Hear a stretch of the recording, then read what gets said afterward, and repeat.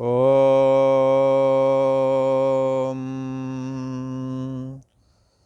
श्री योग वासिष्ठ के उत्पत्ति प्रकरण में किरात देश का जो राजा है उसका मंत्री करकटी नाम की राक्षसी ने जो पूछा था कि वह चिद अणु कौन है जिसमें अहम त्वम इदम आदि जगत स्फुरित हो रहा है, स्फुरण हो रहा है, ऐसा पूछा था। तो वो किरात देश का जो राजा है उसका मंत्री राक्षसी से कहता, हे राक्षसी, तेरा और मेरा अहम एक ही आत्मा है।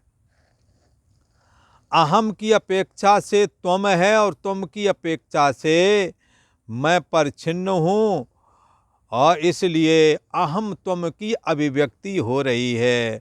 परंतु यदि देखा जाए तो दोनों का उत्थान एक आत्म तत्व से ही हो रहा है।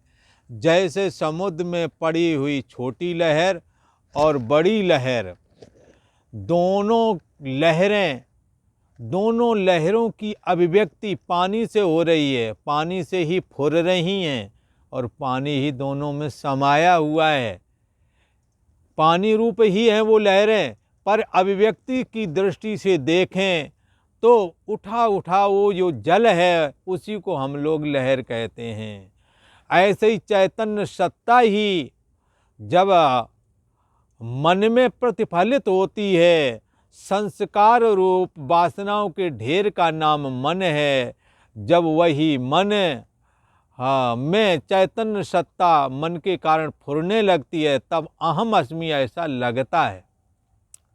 और अहम की वजह से त्वम है, अहम और त्वम एक ही आत्म सत्ता में ऐसे ही फुर रहे हैं जैसे छोटी और बड़ी दो लहरें एक ही पानी से स्फुरित होती हैं। दोनों का उत्थान अहम तुम आदि, दोनों का उत्थान आत्म तत्व से ही है। जो तुमोंने कहा था वो चिदणु कौन है, तो वो चिदणु कोई दूसरा नहीं, ये अंतर्यामी आत्मा ही है। ये सत्तात्मक है, ये आकाश की तरह व्यापक है। जैसे समुद्र में भरा हुआ पानी व्यापक है, उसमें अनंत लहरें और तरंगें फुरती और लीन होती रहती हैं, ऐसे ही उस चैतन्य सत्तात्मक आत्मा में अहम त्वम, मैं मेरा तू तेरा, देह और जगत ये सब फुरते और लीन होते रहते हैं।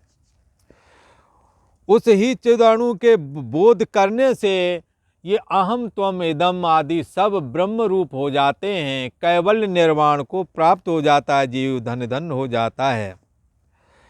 ये जो दृष्टा दृष्टि दर्शन आदि जो ये त्रिपुटी है, ये भी कैसी है, ब्रह्म रूप ही समझना चाहिए। जैसे जब हम देखने की इच्छा करेंगे तो हम दृष्टा हो जाते हैं, और आगे जो दृश्य है और जो वृत्ति वहाँ तक जाती है उसको कहते हैं दृष्टा दृष्टि दर्शन। दृष्टा हो गया, आँख के सहित जब आप देखने वाले बनेंगे दृष्टा हो गए। जब आँख से वृत्ति निकलेगी तो उसको दृष्टि कहते हैं। जब दृश्य को देख लिया तो दृश्य को जब देख लेंगे तो ये त्रिपुटी बन गई, दृष्टा और दृष्टि और आगे का दर्शन रूप दृश्य, जिसका दर्शन किया वो दृश्य। ये त्रिपुटी भी उस अंतर्यामी आत्मा में, चैतन्य सत्तात्मक आत्मा में ही, ब्रह्म में ही भाषित हो रही है। ये भी उससे अलग नहीं है, ऐसा मंत्री कह रहा है। हे राक्षसी, अनंत योजनों का समूह उसके भीतर है।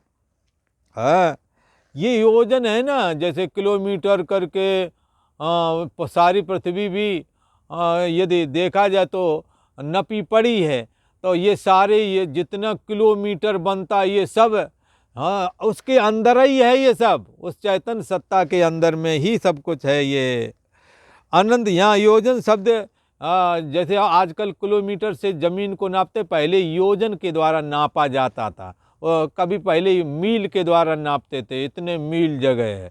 पहले पुराने ज़माने में इतने योजन, कहते हैं एक योजन में 4 किलोमीटर होते हैं।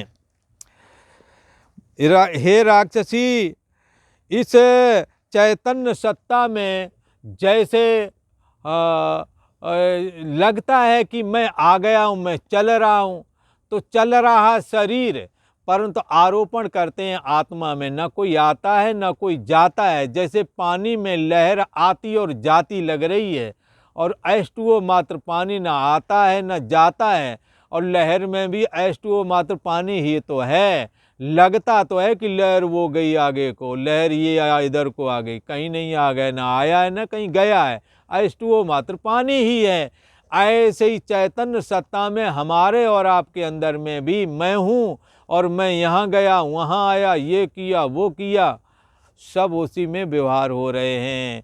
जैसे सपने के जगत में नाना प्रकार का व्यवहार होता है, पर जाते आते कहीं नहीं, वहीं को वहीं है। साक्षी आत्मा की सत्ता मन पर पड़ रही है, मन में जगत के संस्कार हैं, उसी में भागना दौड़ना है, उसी में धन पुत्र स्त्री आदि के संस्कार भरे पड़े हैं, इसलिए वहाँ धन पुत्र स्त्री आदि भी देखते हैं, लड़ाई झगड़े भी देखते हैं, जाना आना देखते हैं। ना वहाँ लड़ाई झगड़ा है, ना जाना है, ना आना है, ये सब अभिव्यक्ति मात्र है, सब उसी में दिखवर रहा है। जैसे गाड़ी में लगे दर्पण में पीछे की गाड़ियों की लाइन दिखती है, पर दर्पण में कुछ होता नहीं, ऐसे ही मन के कारण इस शुद्ध चैतन्य आत्मा में देह और जगत की अभिव्यक्ति हुई है, न कि सच्चे अर्थों में है। हे राक्षसी, आकाश कोश में सब देश काल स्थित हैं। इसी आकाश में सारा भूमंडल है, देश काल सब वस्तुएं सब इसी में हैं। तो जिसमें सब कुछ हो उसकी प्राप्ति वास्तव में क्या हो? अब चैतन्य सत्ता में ही देश काल वस्तु सब कुछ उसमें ही है। जैसे पानी के अंदर में, समुद्र के अंदर ही लहर तरंगें फैन बुलबुले आदि हैं, तो अब ये पानी की प्राप्ति करना चाहें तो पानी की प्राप्ति क्या करें? पानी में ही हैं। ऐसे ही हम सब उस चैतन्य सत्ता में ही हैं, केवल इस रहस्य को क्लियर जान नहीं पा रहे। यदि जान लें तो ये भ्रम निवृत्त हो जाए। यह जितना जगत है ये आत्मा में स्थित है। फिर आत्मा कहाँ जावे?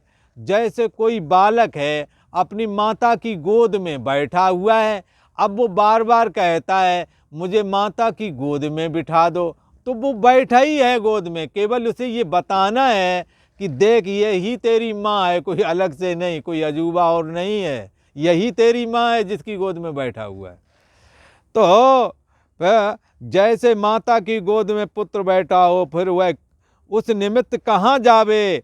वैसे ही आत्मा में ये सारा जगत है, फिर आत्मा कहाँ जाए? देह की अपेक्षा से ये चलता हुआ दिखाई देता है, देह चलता है और लगता है मैं चल रहा हूँ। मैं शब्द का असली अर्थ है आत्मा। वह कदाचित चला नहीं कभी, इसीलिए तो रामायण में कहा बिन पग चले सुने बिन काना। आत्मा चलता नहीं है, पर पैर चलने की वजह से मैं चल रहा हूँ। मैं शब्द का मुख्य अर्थ है आत्मा, गौड़ अर्थ है शरीर, हाँ गौड़ अर्थ है मन बुद्धि आदि, यही चलते फिरते हैं, यही आते जाते हैं।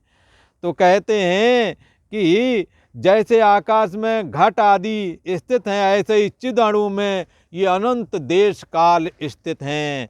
जैसे घट एक देश से दूसरे देश को चला जाता है, घड़ा अथवा गाड़ियाँ एक स्थान से दूसरे स्थान को जाती हैं, परंतु जमीन नहीं जाती है, गाड़ियाँ जाती हैं।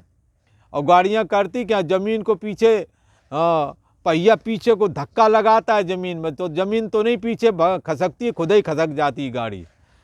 तो ऐसे लगता ही है कि जमीन खसक रही, जमीन नहीं गाड़ी खसक रही है।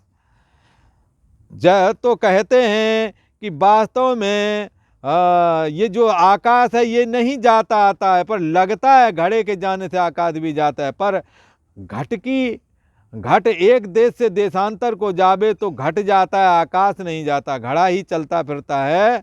हाँ, घड़ा ले जाने वाला जब ले जाएगा तो ले जाएगा, पर घट की अपेक्षा से आकाश जाता हुआ भाषित होता है। वास्तव में घटाकाश कहीं नहीं गया, क्योंकि आकाश में सब देश काल स्थित हैं, वह कहाँ जावे?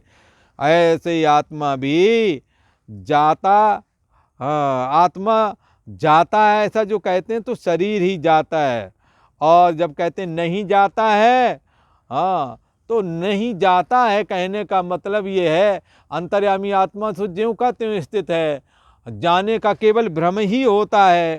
तो यहाँ कहा सारे देश काल उसी में, उस ही चिन्मात्र परमात्मा ने ये संवेदन से ये सारा जगत रचा हुआ है, और आदि अंत से रहच विचित्र ये जगत है, जो ये आत्मा का किंचन है जिसकी अभिव्यक्ति हो रही है। ये आत्मा से अलग होकर के इसका कोई वजूद नहीं है।